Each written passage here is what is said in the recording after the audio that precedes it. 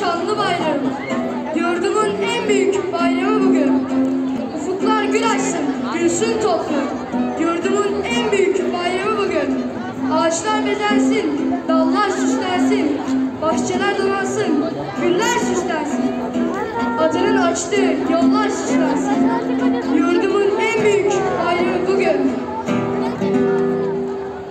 Sönmeyen bir güneşsin, yurdumun üstünde atan aydınlık yolun sonsuza kadar damarımda kanlar.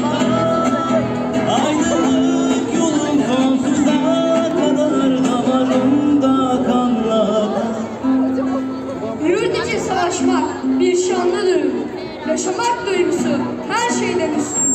İstiklal sevdası ufkumuzda gör.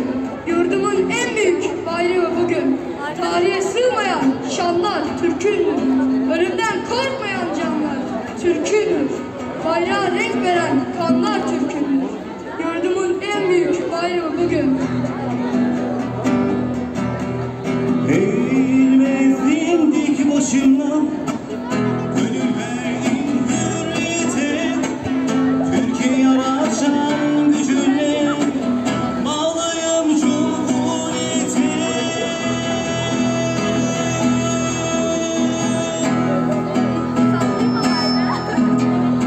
Atamız her zaman kalbimizde öz.